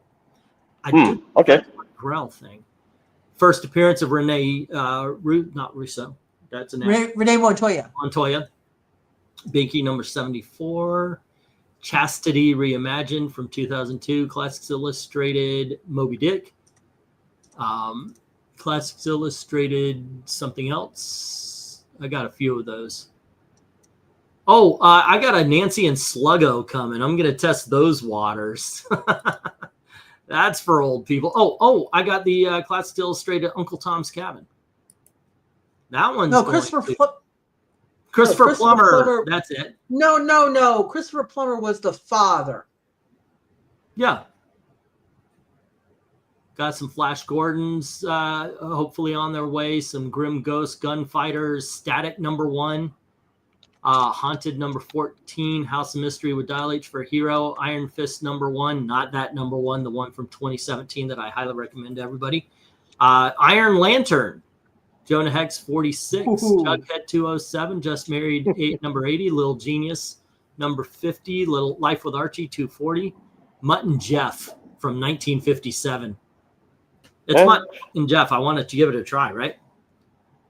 Right. Our Army at War 251, Partridge Family #8, Pebbles and Bam Bam #1, Perfect Dark, Janus Tears from the video game, The Nail, Protectors #1, The Nail #1, Robin Hood, Night of the Hunter from Grimm. What do they call it? The one with all the girls. Oh, the Grimm Fairy Tales. Yeah. Sectars #1 and 2 and 3 from the 1980s, the toy series. Shazam! Power of Hope by Alex Ross, the big one. Star Wars Galaxy Magazine #1, 2 and 4.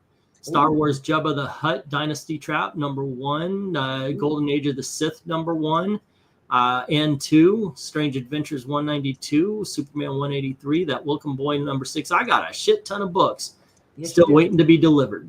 Oh. So let us see if they will be. But there you go, guys. Thanks for hanging out. tonight, once again, join us for some John Buscema, or as I've been saying, Buscema.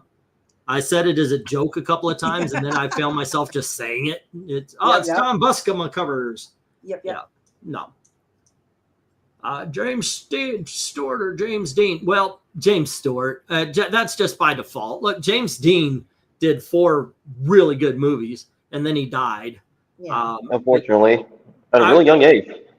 Yeah. But even considering, like he did Rebel Without a Cause and Giant and oh goodness, I can't remember the other 2. I just ran a blank. But the thing is Jimmy Stewart, once again, he hooked up with Alfred Hitchcock, and he gave me one of my favorite films of all time, which is Rear Window. Not to mention Vertigo, which everybody loves as well. Harvey has one of my favorite lines in any movie. He says, what is it? I've tried being, he goes, I've tried being, oh goodness, I forget the word. And it's one of my favorite quotes. But it's like, I tried being smart and I tried being pleasant. He goes, I recommend being pleasant. Yeah. Harvey remains one of my favorite movies featuring James Stewart. Oh, yeah. And Mr. Smith Goes to Washington is amazing. That is fantastic film. It really is. And that's the thing. Philadelphia Story, once again. I mean, I mentioned it for Cary Grant, can mention it for Jimmy Stewart as well. He is, but in all honesty, I don't know what I would put as my favorite Jimmy Stewart movie, because as I'm naming them, The Man Who Shot Liberty Valance is my favorite John Wayne film. Jimmy Stewart is in it. He's awesome in it. But yeah, it's one of the greatest films ever made, is The Man Who Shot Liberty Valance. I highly recommend it to anybody. Just, I know it's probably streaming somewhere. I could always find it, but yeah, it is so good. So yeah, Jimmy Stewart wins on that one to me. Pretty easy. But James Dean didn't have time to make a lot of movies, so what you getting to do? All right, kids. Hold on. Also, I realized, are the Jimmy Dean sausage? No. That's Jimmy Dean, not James Dean. Yeah. Okay, let's see who was in the. Oh, Herr Zeller was Ben Wright from the movie. You're talking about the villain in you said the villain you said that was in Sound of Music. I can't, because Christopher Plummer was not. He was the father. He wasn't the villain. He was a Nazi, but he wasn't the villain. Go figure. No, Christopher Plummer was not a Nazi. Oh, okay. No, he was a nationalist. If you watch the movie, he's a nationalist. He is not. Rolf was Daniel Truheat, was the kid. Oh, okay. Looking through the cast here, don't see anybody that stands out as who you're thinking as the actual villain. I don't see a villain per se. Well, I will say like that there is a clear distinction between a Nazi and a nationalist. Yeah. Whenever that word is brought up, like in a conversation, people immediately bring up like the negative connotation instead of actually understanding what it means. Yeah, they conflate the two. He, the Von Trapp, he was a war hero. So, oh yeah, Paul Newman had some really great stuff. Paul Newman does activism right. Yeah, Paul Newman saw some things that he wanted to change or thought that he could help change, and he went about, made some awesome salad dressings and so forth and so on, and part of the proceeds go to the things and the causes that he wants, and he kept his mouth shut in interviews and talked about his movies. Yeah, he let his charities do the talking for him, and that's awesome. Yeah, that's awesome. Exactly. Yeah, Rally Around the Flag Boys is one of his very much underrated comedies that he did with Joan Collins of all people. Paul Newman. Yeah, that's true. Paul Newman by himself is Cool Hand Luke, but I would prefer him with Robert Redford in either The Sting or The Sting. Yes, Butch Cassidy. Butch Cassidy a little bit more than The Sting, because As I grew older, I realized how many people have to be involved to have that go off, right? And you're not going to do that. Yeah, But, I prefer John Wayne in westerns. Clint is good, but I just he doesn't have what I grew up with. I grew up more with John Wayne as the westerns. Than, I'm going to explain why. I am going to mansplain why you like John Wayne a little bit better. Okay, go for it. Go for it. They're two different. By the time Clint came along, the studio system and everything was starting to fall apart. Mm-hmm. And Clint Eastwood represents what a realistic Western would be. John Wayne, on the other hand, is the stylized version. He's the superhero. You are a fan of superheroes. John Wayne is very much like that. Now, there are exceptions to every rule on both sides. Oh, yeah. You'll see things done by Clint Eastwood where he looks like a superhero, and John Wayne has done The Shootist, which is absolutely a modern day Western. Yeah, with John Wayne, it's more like go ahead. Talk. Well, that basically I would only just reiterate. It's just that John Wayne was John Wayne tried to be bigger than life, and Clint Eastwood tried to be more realistic. So Okay, that's okay. Now I know what it was going to be. John Wayne westerns are like the Cecil B. DeMille biblical movies. Yep. Yeah. But I love both of them. Yeah. Right now I'm on a John Wayne kick. I just watched Wagon Train, and that is awesome. Like I said, my favorite movie of his is Man Who Shot Liberty Valance. Mm-hmm. It's really a Jimmy Stewart film, but John Wayne is amazing in it. The Shootist is absolutely fantastic. Oh my gosh! But between those two, John Wayne and Jimmy Stewart just has this little bitty part in it. But it's comparatively to everybody else. But he steals the whole movie, in my opinion. He steals it, and he also used it for a commercial. Believe it or not. Yep. Clint's characters weren't all goody-goody, but ultimately a vigilante good guy, where Wayne's was a goody-goody good guy. No, he was not. There were a couple of them. I recommend Big Jake. He's basically he would be the villain in Young Guns, because he was the landowner who was very much, very strict landowner guy. He would be that guy. So there are characters there that he's not 100%, but the original True Grit. No, Wayne is not a good guy. No. Well, but that was in the book, So he did do the he did a couple of rewrites to make it a John Wayne movie. But I'll tell you what, I saw I love the remake with Jeff Bridges, the Coen Brothers remake. And I love the original. But both of them got to say the line, which, by the way, got me banned on Xbox, by the way. When you have your profile, you get to put underneath like a little tagline. And I was playing Lost Planet and then a couple other shooters at the time. So I put my tagline, "Fill your hands, you son of a bitch." And that got me banned. Oh, yeah, because son of, like, it's a movie quote. Yeah, it's a movie quote. But both of them said it. And I think this is very much illustrating my point. Jeff Bridges went, "Fill your hands, you son of a bitch," and John Wayne's because the line before it is, "That's tough talk for a one-eyed fat man," and John Wayne he grabs his gun, grabs the rein, and says, "Fill your hands, you son of a bitch," and he just played it so big. And then he puts the reins in his mouth and boom, and he's just like riding. It's one of the greatest fucking scenes in movie history. Oh, absolutely. The way he said it was over the fucking top. And it's the way it should have been said. And that is illustrating my point on the John Wayne movies. John Wayne films are superhero movies in the Westerns, flat out. There you go. Henry Fonda was a bad guy once upon a time. That's a good movie too. Yeah. I would never have thought that, but you are right.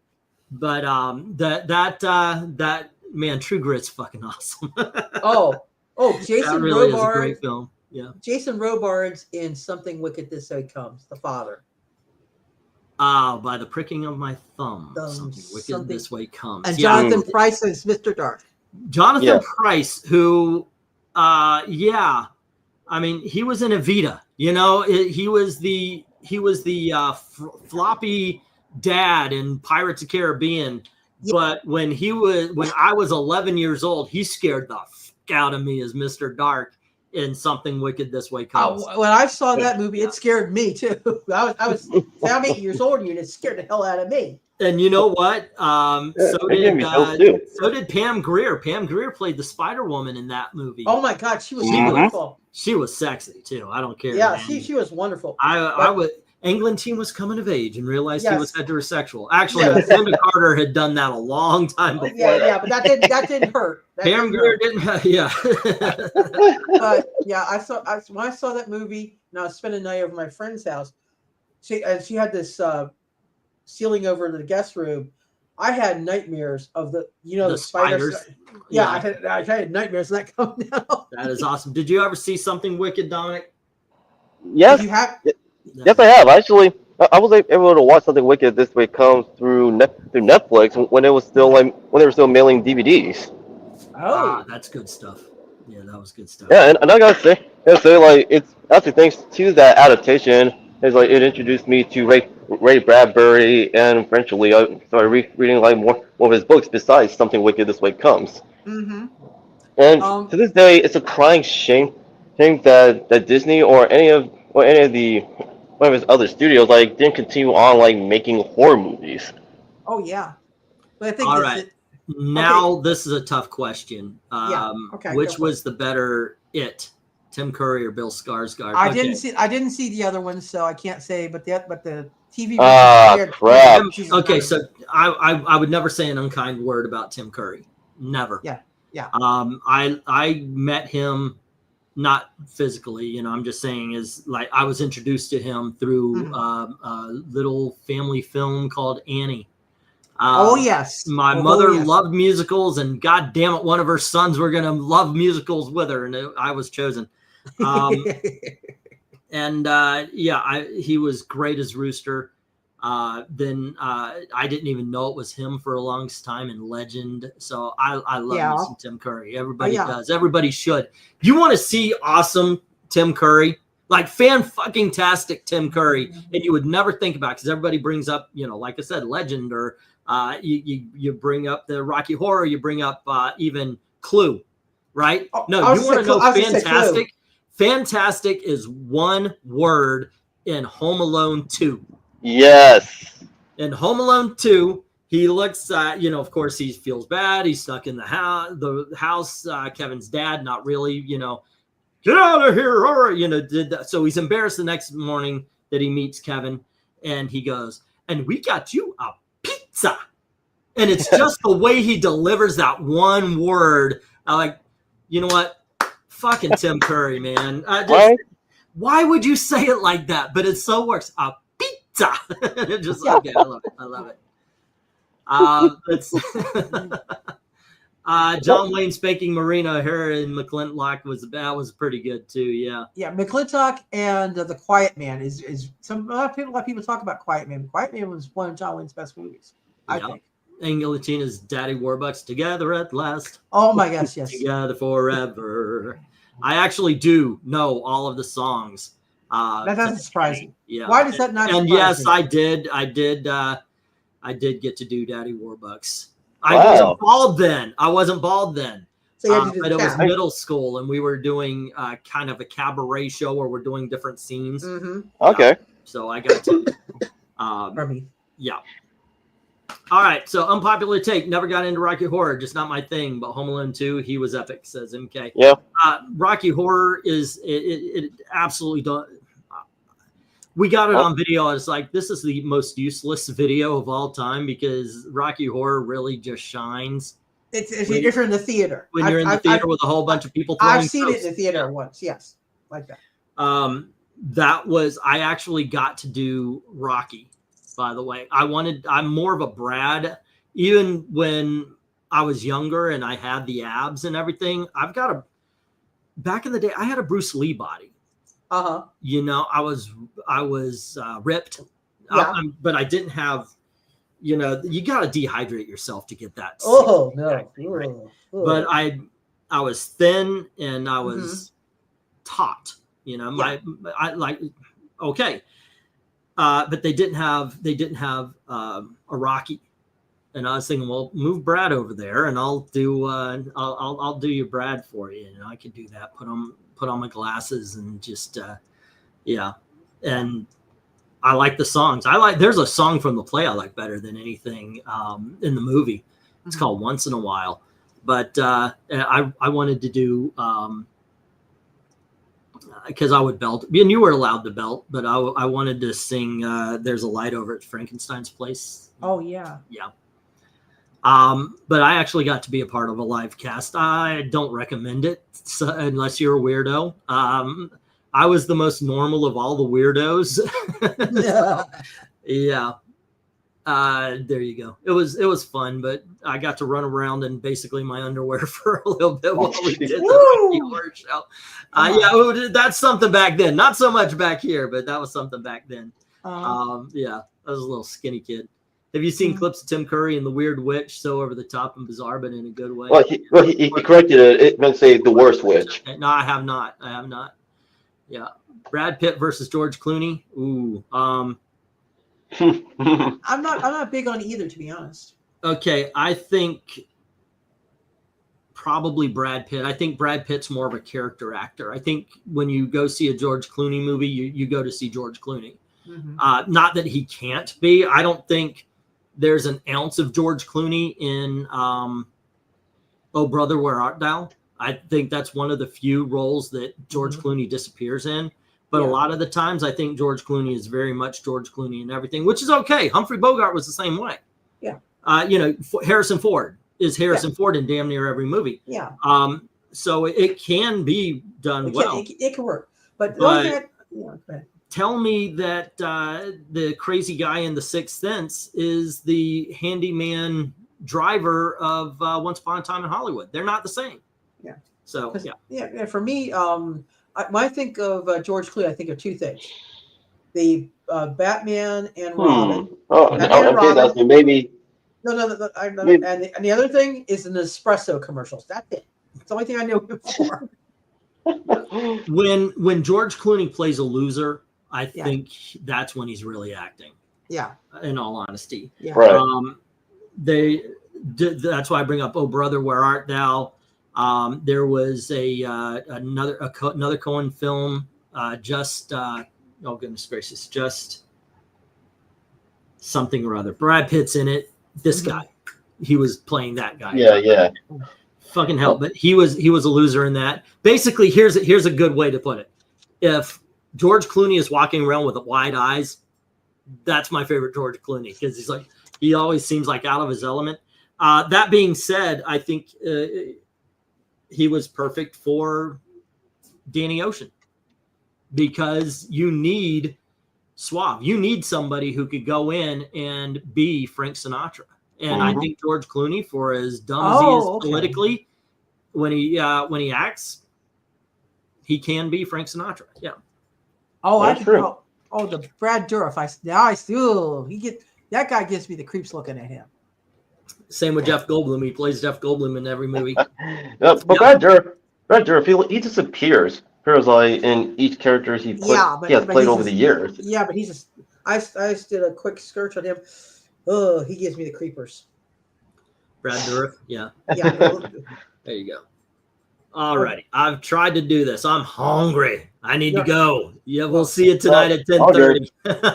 Oh, shoot. I would love to do this and talk movies. I know movies just as well as comics. There was a period when I know I say this a lot. I was a projectionist and such, but I saw so many modern day movies. Like I saw everything that was released in Florida in the 90s. And in doing so, I started going, well, what about this? So I would go through directors. I went through Hitchcock, Truffaut. I went through Francis Ford Coppola. Went through what's his name with God damn it, Clockwork Orange guy. What the? Kubrick. Kubrick, yeah. You know, and I watched and I was like, wow. My favorite is Alfred Hitchcock, by the way. Of course. Steven Spielberg is up there as well, by the way. Mhm. So I started just watching everything, you know, and you start. I never became a movie snob. I did start watching a lot of foreign films until I realized foreign films they're the same thing. Some of them are good, some of them are bad, some of them are pretentious. Some movies that you probably have never heard of. I saw one of the greatest films I can never put on my top 10 list. I love it. Absolutely fantastic film. Better movie than I've seen in a long time of anything I've ever. And I will never watch it again. It's called Pone. And it's about a 6-year-old girl dealing with the loss of her mother. Oh. This film cut my fucking heart out. And it is still holding it. It is still, you saw it? Tearjerker. You saw it? It was a long time ago. Okay, so you know what I'm talking about. The ending where her mother comes back to her, talks to her, and then goes away, and she's just standing there, fucking 6-year-old girl, crying her goddamn eyes out, yelling, "Mommy, please come back." It's like, and it's just, okay, fuck you, you're crying. I mean, it is just, oh my God. Well, That movie, man. I would say you're cutting onions, but I know you wouldn't be because you'd be passed out. Exactly. But goddamn, tell me that doesn't end you. Right? Come on. It's one of those movies that really gets you in the feels. And you know, like the Green Mile is up there, really bring people to tears. You watch Pone and you can laugh at Schindler's List because it's like, no. Oh yeah. I felt sad. I'm sorry. I don't have anything left for the Jews. Sorry. You know, it's just, yeah. But it'll kill you, man. So I watched. I've seen a lot of films. I know a lot of people never gave. You're the only other person I know who's seen that movie, by the way. Wow. Yeah. But anywho, like I said, I love talking about movies. So someday I'm just gonna have to come in and ask the movie questions. Let's talk about it. All right, guys. But yeah, I need to go grab something to eat. So you kids have fun, and we will see you at 10:30 tonight for John Buscema. Covers. The Busker singer. The Buscema covers. Yeah. Have a good day. See you soon.